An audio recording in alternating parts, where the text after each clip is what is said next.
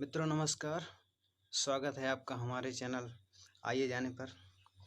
यदि आप नए हैं, आपने अभी तक हमारा चैनल सब्सक्राइब नहीं किया है तो कृपया करके हमारे चैनल को सब्सक्राइब कर लीजिए और वहां पर जो बेल आइकन है उसको भी प्रेस कर दीजिए ताकि हमारे द्वारा जो भी नए वीडियो अपलोड किए जाते हैं वो आपको तुरंत से तुरंत मिल सकें।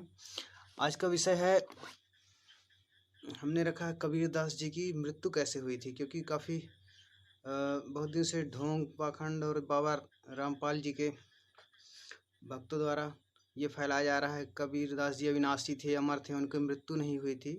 तो आज मैं उसका पर्दाफाश करना चाहता हूँ। ये जानकारी मैंने काफ़ी तथ्यों से जुटाई है, अलग अलग माध्यमों से जानकारी प्राप्त की है कि कबीर दास जी की मृत्यु लगभग 1504 ईस्वी के आसपास हुई थी मगहर में। और उनकी जब मृत्यु हुई थी तो उनकी मृत्यु के बाद उनको सब को लेकर भी विवाद हुआ था। मैं कुछ प्रूफ आपके सामने रखना चाहता हूँ। ये देखिए मैंने निकाला है, ये देखिए कबीर दास जी के, ये देखिए जब काशी से मगहर आए थे तो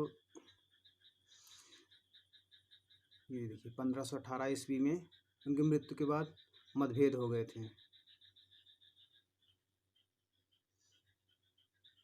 चलिए, तो मृत्यु के बाद की बात रही, लेकिन ये विकिपीडिया में और कई सारे माध्यमों से मैंने सर्च किया तो मुझे हर जगह ये मालूम हुआ कि एक चीज़ जो स्पष्ट है कि उनकी मृत्यु 1504 से 1518 ईस्वी के आसपास हुई थी। थोड़ा सा विवाद है कब हुई, लेकिन ये क्लियर है कि उनकी मृत्यु हुई थी।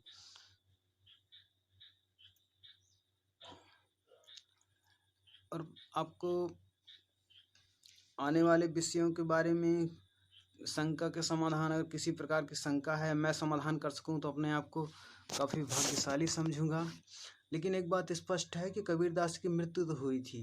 कबीर दास जी के नाम से जब पाखंड फैलाया जाता है, उनकी पूजा की जाती है, उनको अमर अविनाशी बताया जाता है, जबकि कबीर दास जी स्वयं ही पाखंड के बहुत बड़े विरोधी रहे हैं। उनकी आप देखेंगे हर कविताओं में कबीर दास जी के जितने दोहे हैं उन्होंने हर जगह पाखंड का विरोध किया है। जैसे कि उनकी एक दोहा है जो बहुत प्रसिद्ध है। उन्होंने हिंदुओं के ऊपर प्रहार किया है कि पाहन पूजे तिहारी मिलें तो मैं पूजूं पहाड़। और उन्होंने मुसलमानों पर भी प्रहार किया है कि या मुल्ला चढ़ भाग दे बहरा हुआ खुदाए। तो कहने का मतलब है, हिंदुओं के लिए उन्होंने कहा है कि अगर पत्थर पूजने से ही भगवान मिलते तो मैं जितने पहाड़ हैं सभी को पूज डालता।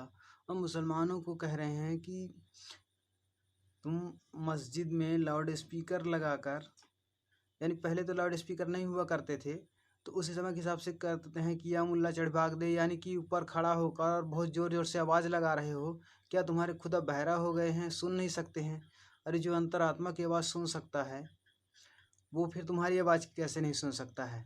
तो व्याप्त कुरीतियों की जो सबसे ज़्यादा विरुद्ध थे, आज उन्हीं को मोहरा बनाकर सबसे ज़्यादा कुरीतियाँ उन्हीं के नाम से फैलाई जाती हैं।